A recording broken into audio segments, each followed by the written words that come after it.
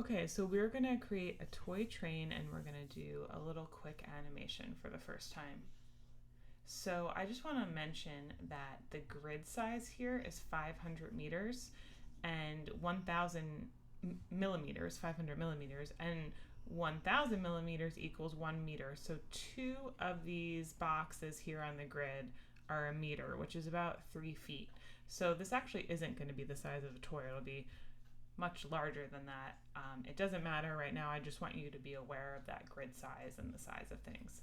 So we're going to create two train platforms, and we're going to create a little engine with a house on one, and then you're going to decide what's on the second platform. So let's start with the first one, and you can take out the geometry by going the left and down tools if you had geometry added. And I want to keep this centered on this x-axis here. So just check in the perspective, see if that looks like a good size for you. I am going to spacebar to get out of the box tool. I'm in the polygon selection. I'm selecting right bracket key to make sure the whole thing is selected, and I'm just going to copy and paste on the keyboard. I'm hitting T, the move tool, which is here in Modify 2, and just dragging it out. And make sure it's just lined up on that same x-axis there. So the next thing we're going to do is create an engine house. So I'm going to spacebar and question mark to get out of there. I'm going to come back into create the box primitive. We're going to create just a little house on here. And we're going to add some geometry to this to make it look rounded. So it's like a toy, right? Like if someone had built a wooden toy and sanded it down. So I'm going to do the up arrow key about 2 or 3 times, depending on how the more geometry it has in it, the more rounded it will be. And then the right arrow key about 2 times. Come over here and I'll do the up arrow key 2 times. Just check in the perspective window. I'm in the textured wire from the drop down here. Just check that it's evenly broken up. And then this time we're not going to press the tab key because we're going to drill a hole through this object, and if we subpatch it with the tab key, it will get all messed up and not look right. So what we want to do is come into multiply, subdivide, and you want to be in the metaform tab, and you can just keep the default options, that's fine. Okay, so that happens, and that happened because I forgot to select my engine house, so it subdivided everything. When nothing is selected, everything is selected.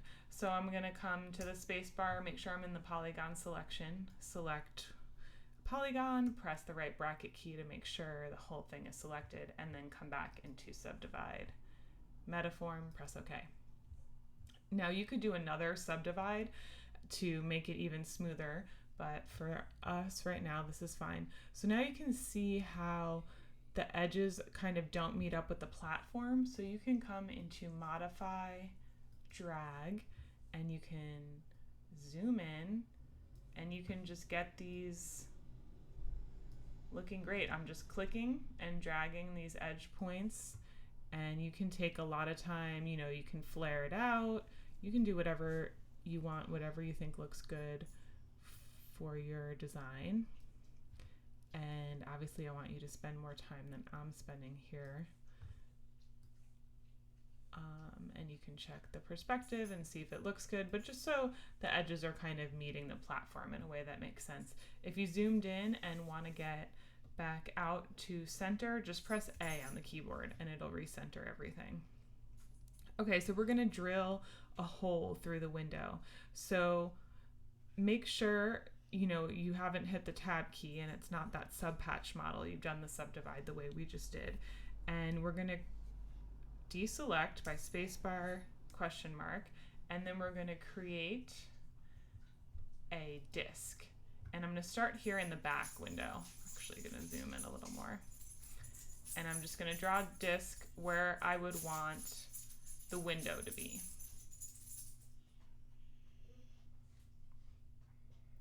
And then I'm going to drag it out. Okay, so come into the perspective window, move it around, make sure the hole is drilled right through the center of your little house, your little engine house, and it can be coming out the edges, so you make sure you just don't want it to be like that. You know, you want it to be right in the middle. And we're going to hit the N key. And the sides, the default of the sides is 24, so you can make it 48. And adding more sides will make the drill like bit smoother, because if you just had 24, you'd be able to see all these kind of edges in there when it cuts through. So I'm going to keep mine 48. You can make it higher or lower. That's really up to you. Hit A. I'm going to hit A to get back to the center. And then I'm going to spacebar and polygon select right bracket this disc that we just made. And then I'm going to come into construct, and this is a new tool we haven't used before. It's the speed boolean, and we're going to do spbool subtract. And you can see, I'm going to zoom in, it's pretty amazing. You can see what that did. So let me add some color here so you can really tell what's going on. So I'm just going to select one of the polygons of the disk. I'm going to hit the right bracket key. I'm going to Q to change my surface, and I'm going to call this window, and I'm going to color it yellow. I'll hit smoothing too, so you can see that. And then I'm going to question mark to get out of it. Let me just go into texture so you can really see what's happening there. Okay, so I want you to make sure to name all of your surfaces, because that's going to help later with adding texture. So right now I'm in the polygon selection. I'm selecting a polygon on my engine house and right bracket to select the whole thing. I'm going to hit Q and call it engine house and color it blue. We're gonna add texture anyway, but just so you know it's colored. And you can come hit the question mark key, select on one of the platforms and hit the right bracket key, hold shift and select on the other one, hit the right bracket key, go to Q, call them platforms, and you can give them another color if it just helps you. We're gonna add textures to everything anyway, so. Okay. So next thing we're going to do is make the engine and the cow catcher. The cow catcher is like the little thing in the front that pushed away objects that were in the train tracks. So to make the engine, we're going to come back into the disk tool. So create disk. And we're going to start at the right window. So kind of make it in the center. And then we're going to pull it out. And you can adjust yours to however you want it to be. Remember, if you want it really smooth, you can add more sides by hitting the N key, and you can make it 96. Make it super smooth. So you're going to press the space bar to get out of that tool. Polygon selecting the whole thing with the right bracket key. Hit Q, and I'm going to call this engine. And maybe I'll make it a similar color too. And hit the question mark to get out of there. Okay, so we got the engine. The next piece is this cow catcher front piece. And that is the cone tool, which I don't know if we've used before. So we're going to start in the top window.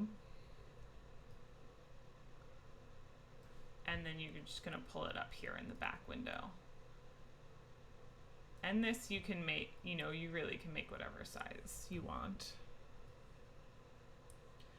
Just make sure it's kind of centered, and you can have fun with that.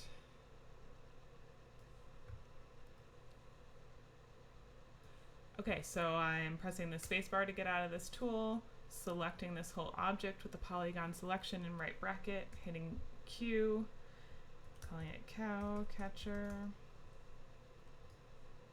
make it gray. Just make sure smoothing is checked on all of your surfaces.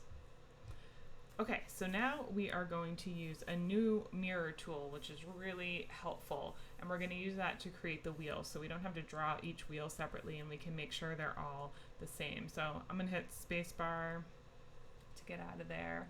And we're going to come to the disc tool again, and we're going to make just one wheel to start. So we're going to start here on the back. Get it about the size you want, and the space you want it. And then make it wider and move it, see how that looks. And for the wheels, we want them to be round. So we'll hit the N key and make sure the radii of the X and the Y are the same. So I'm just gonna change this to 6. And make sure if I typed in 650 here, it would be 650 meters, so make sure you type in the 2 M's to keep it millimeters. Okay, so we know that we have a circle, we have that one wheel done, and now we're going to use the mirror tool to make the other 4 wheels. So I'm going to get out of the disk primitive by pressing the space bar, then I'm in the polygon selection, hit the question mark if something else is still selected, so I'm polygon selection down here, clicking on one of the polygons in the wheel, right bracket key, and then I'm going to come up to multiply and mirror. So I'm in the mirror tool. I'm starting, this is why we had the platform set up on the X axis, so it will mirror. I'm clicking here and I'm dragging. And now while this line is still active, this orange line, you can click on it where you started drawing it from, and you can move it around.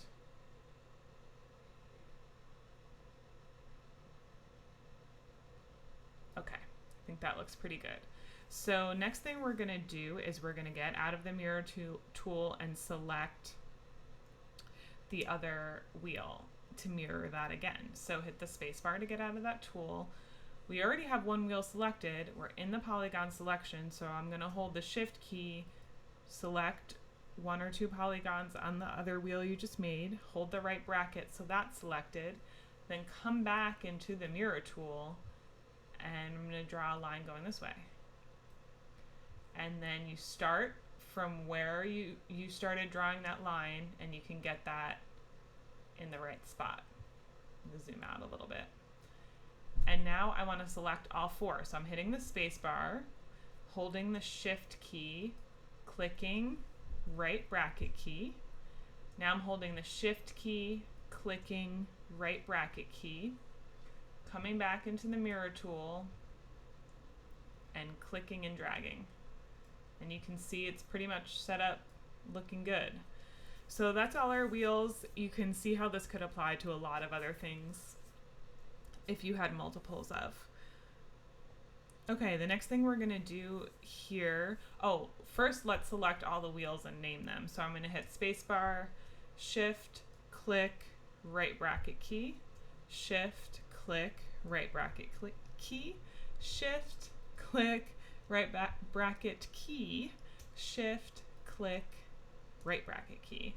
Hold Q, call them wheels, select a color, make them dark, that's okay. All right, so we have all our surfaces named,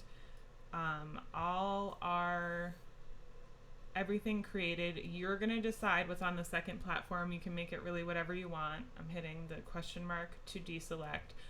Another important thing we need to remember to do before we go into layout is to create a room. So we're gonna make it like a toy in a room, and the room is gonna give us different options for lighting, and light is gonna bounce off the walls. So I'm gonna zoom out a little bit, and I'm going to come to my box primitive, and just really simply, you want it big enough so that we can move the camera around. So you just make a ground, You don't need any geometry for this, so the left arrow key and the down arrow key to get rid of any of that geometry.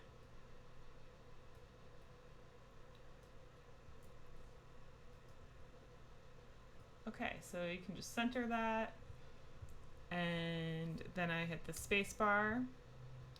I'm hitting in the polygon selection, right bracket, Q, ground, or floor.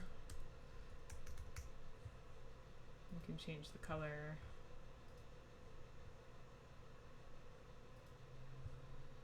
Okay, and then I'm going to hit the question mark to deselect, come in the box tool, and I'm going to make just a wall like this.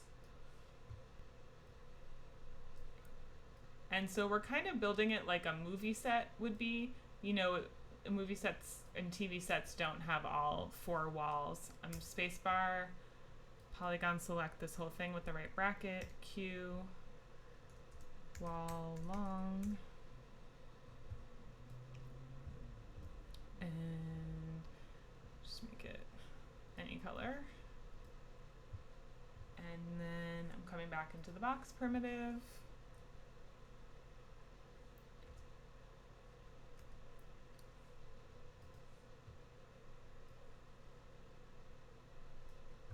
So we don't need, we actually shouldn't have all 4 walls because we want to have our camera set up.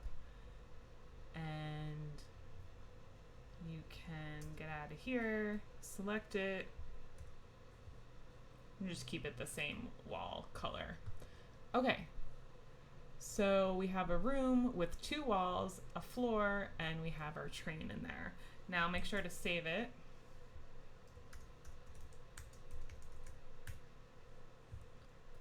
And then we're going to send it into layout.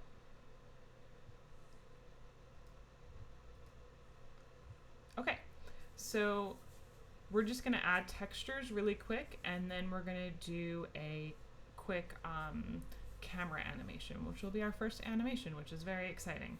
So you're going to come to the surface editor. Here, let me get in camera view.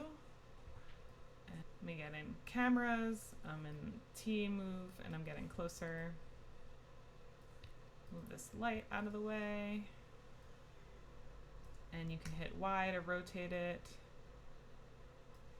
to get it all lit. So I'm going to come to the surface editor. I'm going to do the engine house because I think that'll, or I'll do the engine. It'll be easiest to see. Edit node graph. And if we come up into VPR, we can see what's going on. And I'm going to go to 2D textures, image, double click on here. I'm going to load an image, which I have some wood textures. I'll put them on the M drive for you. Open that up and then go to color to color. And you can see how that shows up. Might want to, let me zoom in a little more for you.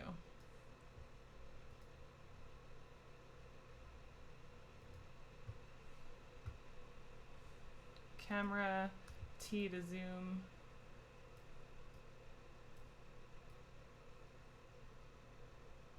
There we go. Now you'll be able to see it better. Okay, so we're on the image. Let's go into VPR so you can tell what that'll look like. And depending on your texture, you might want to change the axis. So you could have it on the X axis, and that will affect the wood grain. Oh, what you definitely want to do is make the mapping spherical. Let my computer work for a second. So you can see the wood grain on the X axis, on the Y axis. Just make sure you get a seamless texture. Textures.com has some good ones. And you can adjust that just depending on your preference and what your image looks like. Okay, so obviously you can adjust other stuff in here if you would like. And then we're gonna do 3D textures. You can do the wood one. And you can have bump go to bump. And then you can double click on here, and same thing, I would change the bump altitude because it's a toy. It wouldn't be super bumpy. You know, you can make it 50. You can change the scale. You can make it larger or smaller, really up to you. And you can also change the wood grain on the axis. So that really depends on your object. Okay, so make sure you add textures, images to everything. I'm going to come out of here and I'm going to come back into textured shaded solid. We are going to add a second light. So let me just zoom out a little bit. So we have this first light, and it is, if I come into lights properties, it's a distant light, which is the default. We are going to make a second light by coming to items, lights, and we're going to make a point light. And I'll just call it light 2, or you can name it point light. And I'm going to go to T to move. And this point light is more like a light in a room. So you can come up to properties and you can see you can switch between the two lights and affect them. So we can lower or increase the intensity. You can change the color. You can make it warmer, and that will affect things. You want to turn intensity fall off. Okay, now you can see that's really showing up like a bright light. So we want to turn this down and make it really soft. And if you hit Y, you can rotate it around and get it where you want. So think about how light is, I hit T again to move it. Think about how light is bouncing off your object, how it's bouncing off the walls and the floors, and you can come into VPR and really see what that light is going to look like and how it's going to affect your model and everything else. Okay, so now you're going to spend a lot more time getting that looking great. And now we're going to animate the camera. So our first time animating. So we're just going to make 2 keyframes. We're just going to have it set at 2 different points, and we're going to kind of pan the camera so it goes around the toy. And we're going to do a 7-second animation. So this is the timeline on the bottom, and you can click on this to open it up more. And this is the frame marker, this gray thing here. So we have it start at 0, and it's 30 frames per second. So the default is 120 frames, and 120 divided by 30 is 4, so the default is 4 seconds. We want 7 seconds, so 7 times 30 is 210, so we just highlight here and type in 210, and you see the timeline will change.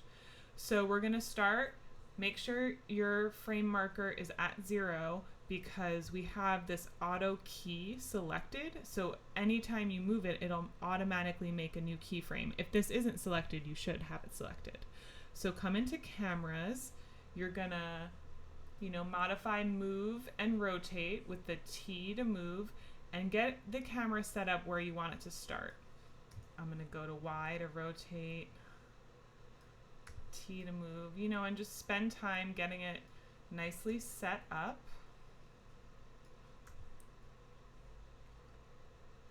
And make sure we don't see any of the edges of your walls or your floor. So that's a reason to, make your walls and floors quite large. Okay, so this is where I want it to start.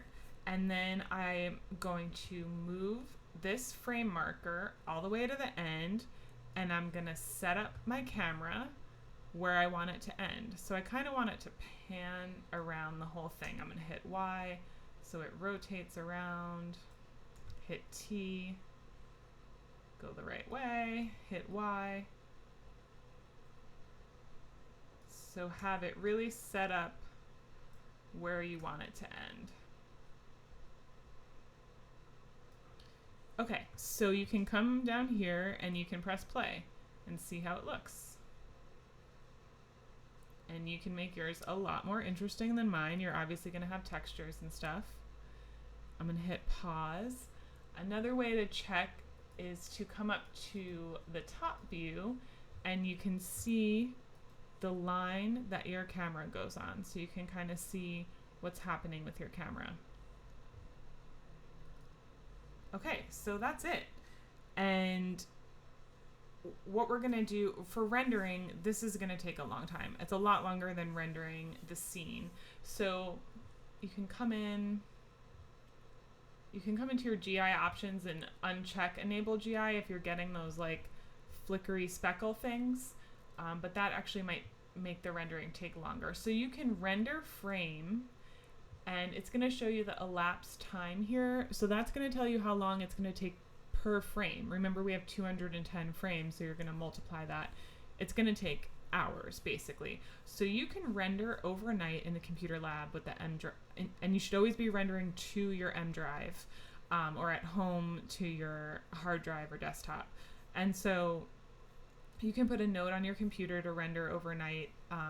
Just make sure there's no other classes or people that need that computer. And once you figure out how much time you need, and when you'll be able to do your rendering, then you can render scene, and we'll talk about that more in class. If you're not ready to render and you want to save everything, just make sure you save scene and save all, so you have everything saved. So save all.